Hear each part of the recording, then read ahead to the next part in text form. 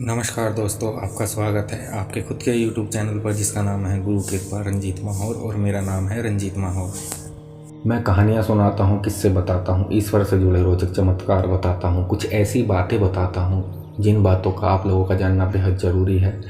तो आज हम बात करेंगे लकुलेश के बारे में, जो कि काफ़ी बड़े शिव भक्त थे, रावण से भी बड़े शिव भक्त थे वो।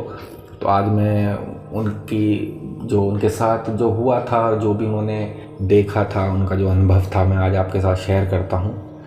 तो हुआ ये था कि लकुलेश जी जो थे वो समाधि में लीन थे, क्योंकि महादेव के आदेश अनुसार ही वो समाधि में गए थे। और जब महादेव ने उन्हें कहा था कि आप समाधि में लीन यानी कि आप तपस्या करिए और तपस्या में मेरा ही नाम जपिए, तो आपके साथ जो कुछ होगा, क्योंकि देखिए विधि का विधान जो होना है वो होता है, ठीक है। अब महादेव को तो सब कुछ पता था कि क्या होना है और क्या होगा, वो तो सब जानते थे। ये घटना सती से भी पहले की घटना है, क्योंकि जब तक सती जो थी वो भी सती नहीं हुई थी, उससे पहले की भी ये घटना है। यानी कि ये जो लकुलेश जी हैं ये उनसे पहले के हैं। तो उनके जब वो तपस्या में लीन थे तो उनको सृष्टि में क्या हो रहा था उनको कुछ नहीं पता था। वो तो सिर्फ समाधि में लीन थे, महादेव का नाम सुमरन कर रहे थे। तो तब जब वो काफ़ी वर्षों बाद जब सब कुछ घट गया, तो उसके बाद जब वो तपस्या में से बाहर आए, तो बाहर आने के बाद उनको तो सिर्फ एक ही उनकी एक मंशा थी कि सिर्फ उन्हें महादेव के दर्शन करने थे और उनका सानिध्य पाना था। तो जब वो महादेव के दर्शन के लिए कैलाश की ओर चले, तो रास्ते में एक नगर पड़ा। नगर में जो राजा था वहाँ का, वो भी एक शिव भक्त था। तो उसने एक छोटा सा महादेव के नाम का एक छोटा सा भंडारा करवाया था। तो भंडारा करवाने के बाद उसने सभी जो भी थे वहाँ के आसपास के, जो भी मतलब पूरे राज्य में उसने भंडारे का निमंत्रण दिया था एक तरीके से। तो सभी वहाँ लोग गए थे, काफ़ी लोग गए थे वहाँ भंडारा यानी महादेव का प्रसाद खाने के लिए। तो वहाँ से लकुलेश जी भी गुजर रहे थे, तो किसी ने उनसे कहा कि आओ महाराज, आप भी चलो, आप भी महादेव का प्रसाद ग्रहण करो। तो लकुलेश जी को ये लगा कि शायद महादेव वहाँ आएंगे, यानी कि भोजन, क्योंकि उसको ये लगता था कि जैसे मैं महादेव को स्वयं भोजन कराता था, तो वैसे ही लोग भी महादेव को भोजन कराते होंगे। तो क्योंकि वो भेदभाव नहीं करता था। तो जब वो उस राजा के महल में पहुंचा, भोजन के स्थान पर वो बैठ गया। बैठने के बाद वहाँ के जो कार्यकर्ता थे उन्होंने भोजन परोसा, जो राजा के सेवक थे उन्होंने भोजन परोसा।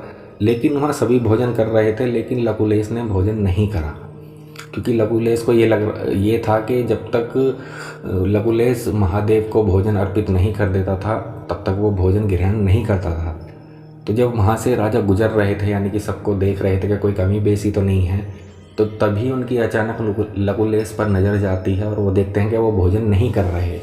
तो उन्होंने हाथ जोड़कर प्रार्थना करी कि महाराज आप बताइए, आप भोजन क्यों नहीं कर रहे हैं? कोई समस्या है, कोई मुझसे त्रुटि हो गई है, या कोई किसी चीज़ की कमी है, आप मुझे बता सकते हैं, मैं अभी प्रबंध कर दूंगा। तो लेकिन लकुलेश जी ने कुछ भी जवाब नहीं दिया। तो जो उनके लकुलेश जी के जो बराबर में इंसान बैठा था, जो शख्स बैठा था, वो कह लगा कि आप भोजन करिए, वरना तो ये महाराज बहुत क्रोध वाले हैं, ये आपको दंड देंगे। लेकिन लकुलेश को कोई दुनियादारी से कोई मतलब नहीं था, उसे तो सिर्फ एक ही उनका तो एक लक्ष्य था कि सिर्फ मुझे महादेव से मिलना है। तो जब उन्होंने देखा वहाँ मंदिर की तरफ, तो वहाँ महादेव की मूर्ति और बगल में माँ पार्वती की मूर्ति स्थापित थी। तो वो भोजन लेकर उस मूर्ति की तरफ चले, और चलने के बाद वहाँ पहुँचने के बाद वो भोजन नीचे रखकर, और उन्होंने हाथ में भोजन लेकर महादेव को कहा कि महादेव भोजन ग्रहण कीजिए, लीजिए प्रभु भोजन खाइए। लेकिन प्रतिमा भोजन कैसे करे? सबको तो एकदम अचंभित हो गए, क्योंकि उसने उस स्थान पर से मूर्ति उठाकर नीचे रख ली, अपने पास रख ली, और उनसे प्रार्थना करने लगा। उन्हें एक तरीके से जैसे कि माँ अपने बच्चे को डांटती है ना, इस तरीके से उनके साथ व्यवहार करने लगा उस महादेव की प्रतिमा के साथ। तो उसने काफ़ी बातें कही महादेव को। तो जो वहाँ के लोग थे वो एकदम अचंभित हो गए कि ये शख्स ये कर क्या रहा है। तो जो राजा था उसे क्रोध आना शुरू हो गया, यानी उसे आरंभ हो गया उसे क्रोध आना। और उसे ये लग रहा कि मेरा आराध्य को, मेरे शिव को ये कैसी उद्दंडता से बात कर रहा है, किस लहजे में बात कर रहा है। तो उसे क्रोध आने लगा। लेकिन लकुलेश जी जो थे वो तो अपनी भक्ति में लीन थे, तो वो बार बार की महादेव से कह रहे थे कि खा लो खा लो। उन्होंने फिर एकदम कहा कि खा लो, वरना मैं आपको मारूंगा, क्योंकि लकुलेश जी के पास एक डंडा था। तो कहने लगा मैं आपको मारूंगा एक छड़ी से अगर आपने भोजन नहीं खाया, क्योंकि जब तक आप भोजन नहीं खाओगे मैं भी भोजन नहीं खाऊंगा। क्योंकि पहले वो महादेव को भोजन खिलाता था, अर्पित करता था, तब वो भोजन खाता था। तो राजा को देखकर तो उसे तो क्रोध आ रहा था, उसे गुस्सा आ रहा था कि ये महादेव के साथ ये कर क्या रहा है। तो वो आकर कहता है कभी कोई पत्थर की मूर्ति भी कोई भोजन खाती है, तू कैसी उद्दंडता कर रहा है इस मूर्ति के साथ। उसे काफ़ी राजा ने बातें सुनाई, लेकिन लकुलेश जी को तो सिर्फ अपने महादेव के प्रति जो प्रेम था, जो भाव था, वो तो उसी में ही लीन था। वो बार बार की महादेव से प्रार्थना कर रहा था। तो महाराज को क्रोध आ जाता है, तभी वो अपने सैनिकों से कहते हैं कि इस भिक्षुक को यहाँ से हटाओ, इसे यहाँ से हटाओ। इसकी इतनी हिम्मत कैसे हो गई, इसने महादेव को माँ पार्वती से अलग कैसे कर दिया, मेरी माँ को अलग कैसे कर दिया ने महादेव से। तो उन जो इसके सिपाही थे, 2 सिपाहियों ने पकड़कर घसीट कर उन्हें सीढ़ियों पर से नीचे लिया है और नीचे लाकर उन्हें राजा के सामने खड़ा कर दिया। तो राजा ने इससे कहा कि ये तुम क्या उद्दंडता कर रहे हो, कोई मूर्ति भी, कोई प्रतिमा भी कोई भोजन करती है? तो वो तो उन्होंने तो कुछ नहीं कहा, क्योंकि उनको इतनी सुध-बुद्ध नहीं थी लकुलेश जी को। वो तो सिर्फ प्रभु की भक्ति में लीन थे, उन्हें इस दुनियादारी से उन्हें कोई मतलब नहीं था। तो लेकिन बार बार की लकुलेश को सिर्फ यही था कि मैं महादेव को भोजन करवाऊँ, मैं महादेव को भोजन करवाऊँ।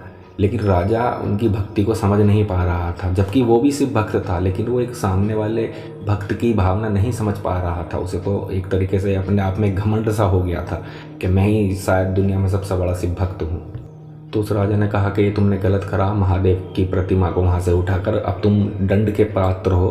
तो तभी उसने एक सैनिक को इशारा करा और सैनिक ने चाबुक ला कर दिया।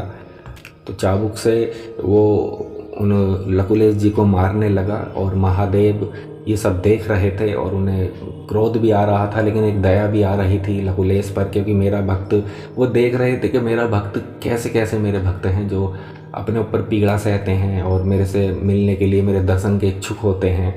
तो उन्हें भी काफ़ी दया आ रही थी, लेकिन वो भी समय का इंतज़ार कर रहे थे, क्योंकि भगवान जो होते हैं वो भी समय के बंधन से बंधे होते हैं। वो भी बिना समय से पहले कोई किसी के कार्य में कोई विघ्न नहीं डालते, ना ही कोई अपनी बात रखते हैं एक तरीके से। तो जब तक समय नहीं आया था महादेव कुछ नहीं कह पा रहे थे। तो जिस तरीके से वो राजा उन्हें लकुलेश जी को मार रहा था चाबुक से, जब समय आया तो जब महादेव वहाँ प्रकट हुए, लेकिन वो एक साधु के भेष में आए, वो अपने रूप में नहीं आए। और आकर उस महाराज का चाबुक पकड़ लिया और उनसे कहा कि ये आप क्या कर रहे हो, आपको कोई अधिकार नहीं है किसी को दंड देने का, और जिसको आप दंड दे रहे हो ये मेरे गुरु हैं, मेरे आराध्य हैं, आप ऐसा नहीं कर सकते। तो उसने कहा, राजा ने कहा महादेव से कि आपके जो गुरु हैं ये कैसी उद्दंडता कर रहे हैं, कोई मूर्ति भी कोई भोजन करती है, कोई प्रतिमा भी कोई भोजन करती है। उनका यही तो फ़र्क होता है, यही तो फ़र्क होता है कि सच्चे शिव भक्त में, कि शिव जो है सिर्फ भाव के भूखे हैं, किसी के सोना चांदी या किसी के खान पान या 56 भोग के भूखे नहीं है। महादेव सिर्फ भाव और उसके प्रेम के भूखे हैं। तो उन्होंने ये कहा महादेव ने, और क्योंकि वो साधु के भेष में थे तो कोई भी ने पहचान नहीं पा रहा था, जबकि वो राजा भी शिव भक्त था, लेकिन वो भी नहीं पहचान पा रहा था। लेकिन अखिलेश को जब उन्होंने आवाज़ दी महादेव ने कि गुरुदेव गुरुदेव, तभी उन्होंने हल्की सी आंखें खोली और देखा कि साक्षात महादेव सामने खड़े हैं, क्योंकि सिर्फ लकुलेश को दिखाई दे रहा था कि ये महादेव की छवि है, ये महादेव हैं। वो तभी उठकर बैठ जाता है और फिर उठकर फिर वो वहीं महादेव की प्रतिमा के पास जाता है और उनसे कहता है कि भोजन खा लो, भोजन खा लो, वरना देखना फिर मैं क्या करूँगा, फिर मैं क्या, इस तरीके की वो बातें कर रहा था। तो तभी महादेव ने उसका भोजन स्वीकार करा। और जैसे ही लकुलेश ने महादेव के मुंह की तरफ निवाला करा और वो निवाला स्वयं महादेव ने स्वीकार करा, और सभी लोग वहाँ देखकर अचंभित हो गए कि ये ऐसे कैसे हो गया। सभी जब अचंभित हो गए तो जब महादेव ने कहा उस राजा से कि देखा, भक्ति में ही शक्ति होती है, आपकी भक्ति ठीक है लेकिन आपकी भक्ति में स्वार्थ नज़र आ रहा है, आप भोजन जो करवा रहे हो ये आप लोगों को दिखा रहे हो एक तरीके से। तो फिर उस राजा ने उस महादेव से क्षमा मांगी कि महाराज मैं आपसे क्षमा मांगता हूँ, आप अपने गुरु को ले जाइए। और जब वो वहाँ से गुरुदेव को लेकर चले, यानी कि लकुलेश को लेकर चले, तो उन्होंने कहा कि चलिए गुरुदेव, मैं आपको कैलाश पर्वत पर लेकर चलता हूँ, महादेव के दर्शन करवाता हूँ। तो लकुलेश जी उनके साथ चल दिए। तो रास्ते में उन्हें काफ़ी प्यास लगी, यानी कि उनकी शरीर इतना कमज़ोर, उनके शरीर में काफ़ी समय से वो समाधि में लीन थे, तो ना ही तो उन्होंने भोजन करा था, ना ही कोई जल ग्रहण करा था। अच्छा, जब समाधि में वो लीन हुए थे तो समाधि में लीन होने से पहले उन्होंने सरोवर का जल ग्रहण करा था, और जब समाधि से बाहर आए तो उन्होंने ये कहा था कि मैं जल समाधि का ही नहीं पी सकता। तो महादेव ने कहा मैं आपको जल ला कर देता हूँ, आप जल पी लीजिए। इस तरीके से तो आपके प्राण निकल जाएंगे और आप महादेव से भी नहीं मिल पाएंगे। लेकिन उसने कहा कि मैं शरीर का क्या करूँगा, अगर मैं महादेव के दर्शन नहीं कर पाया तो भले ही मेरे प्राण निकल जाए, लेकिन मैं जल सरोवर का ही पीऊँगा, क्योंकि मैंने समाधि से पहले जल सरोवर का ही पिया था। इससे पहले मैं कोई भी और जल या अन्न कोई ग्रहण नहीं करूँगा। तो तभी महादेव ने अपनी आंखें बंद करी और तभी सरोवर से जल उनके हाथ में आ गया और आने के बाद उन्होंने लकुलेश जी को पिलाया। और जैसे ही महादेव ने लकुलेश जी को जल पिलाया सरोवर का, तभी लकुलेश के अंदर एक ऐसी ऊर्जा उत्पन्न हो गई, एक तरीके से ऐसा हो गया कि जैसे पूर्ण रूप से वो स्वस्थ हो गए और कोई भी उन्हें अब दिक्कत परेशानी नहीं है। तो तभी उन्हें जब होश आया तो उन्होंने एकदम आंखें खोली और एकदम थोड़ी भारी सी आवाज़ में बोला कि आप कौन हो और आप मेरे साथ साथ क्यों चल रहे हो? कोई आप राक्षस तो नहीं हो, कोई देवी देवता तो नहीं हो, कोई देवी देवता तो नहीं हो, आप मुझे दर्शन दो, आप मुझे भयभीत तो नहीं कर रहे हो, आप मुझे भटका तो नहीं रहे हो। इस तरीके से लकुलेश महादेव से प्रश्न कर रहा था, क्योंकि उसे नहीं पता था ये स्वयं महादेव हैं। वो भी एक तरीके से धोखा खा गया, उन्हें नहीं पहचान पाया, क्योंकि महादेव हर किसी के बस की नहीं है समझ में आने, क्योंकि ये देवों के देव महादेव हैं। तो तब जब ऐसा हुआ तभी लकुलेश ने सोचा, तो महादेव ने कुछ बातें कहीं तो उसे लगा, लकुलेश को एक तरीके से सोचने लगा कि ऐसी बातें तो सिर्फ महादेव ही कर सकते हैं। तो वो इतना सोच ही रहा था, तभी वहाँ से महादेव लुप्त हो गए, अंतर्ध्यान हो गए। तब उसने जब पलट कर देखा तो वहाँ महादेव नहीं थे। वो फिर फूट फूट कर वहाँ रोने लगा कि प्रभु मुझसे गलती हुई, मैं क्षमा कर दीजिए, मैं आपको पहचान नहीं पाया, ये मैं कैसी उद्दंडता कर बैठा, आप मेरे साथ थे, आप मेरे साथ चल रहे थे, लेकिन मैं आपको नहीं पहचान पाया। इस तरीके की लकुलेश बातें करने लगा। फिर वो जल्दी से शीघ्र उठकर वो कैलाश की ओर चल दिया। और जब वो कैलाश पर पहुँचा तो महादेव ने कह दिया था कि लकुलेश आ रहा है, और माँ पार्वती भी थी वहाँ पर। तो माँ पार्वती बोली कि ठीक है स्वामी, मैं लकुलेश के स्वागत के लिए मैं तैयारी करती हूँ।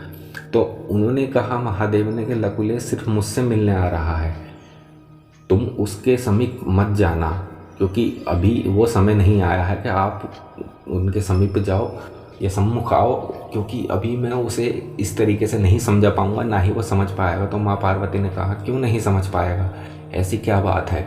कि तो महादेव ने सारी बातें बताई उन्हें, तो कि ऐसे पार्वती को, तो तब माँ पार्वती समझ गई, लेकिन फिर भी नहीं मानी। वो लकुलेश जी का स्वागत करने पहुँच गई द्वार पर। तो जब लकुलेश वहाँ पहुँचे, वहाँ नंदी भी थे और प्रेतगण भी थे, यानी जो भी थे वहाँ महादेव के जो सानिध्य में रहते थे, प्रेत व्रेत भूत प्रेत सब थे वहाँ पर। जब वहाँ पहुँच गए तो वहाँ कार्तिकेय जी भी थे और गणेश भी थे, नंदी भी थे और प्रेतगण भी थे, काफ़ी सारे लोग थे वहाँ, काफ़ी सारे देवी देवता थे। तो उन्होंने यही देखा कि जब वहाँ लकुलेश जी की देर माँ पार्वती पर गई तो उन्होंने उनसे पूछा कि आप कौन हैं देवी, और आप यहाँ कैलाश पर क्या कर रही हैं? क्योंकि महादेव तो स्त्रियों से बहुत दूर हैं और वो गृहस्थ नहीं हैं, और आप यहाँ कर क्या रही हैं? यानी वो तरह तरह की बातें माँ पार्वती से करने लगा। और कार्तिकेय जो वहाँ खड़े थे उन्हें क्रोध आ रहा था, क्योंकि उनकी माता को कोई भी हो, अगर किसी की माता के ऊपर कोई प्रश्न उठाएगा तो उन्हें क्रोध तो आना ही आना है।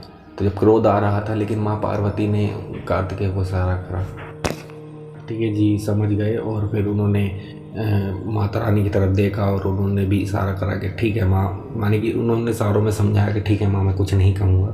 फिर उसके बाद वहाँ नंदी जी जो थे वो महादेव के पास उन्हें लेकर गए, लकुलेश जी को। महादेव के पास ले जाने के बाद जब महादेव जी को उन्होंने आवाज़ लगाई कि प्रभु प्रभु महादेव महादेव, तो महादेव ने मुड़कर देखा और महादेव बहुत भावुक हो गए थे। और तभी फिर उसके बाद लकुलेश ने महादेव से पूछा कि महादेव, मैंने एक स्त्री को यहाँ कैलाश पर देखा, ये स्त्री यहाँ क्या कर रही है और ये स्त्री है कौन? क्योंकि यहाँ आपका स्त्री से तो कोई मतलब नहीं है। तो एक तरीके से उसे ये लगा कि पता नहीं ये स्त्री यहाँ कर क्या रही है, लेकिन उसे नहीं पता था ये आदि शक्ति है।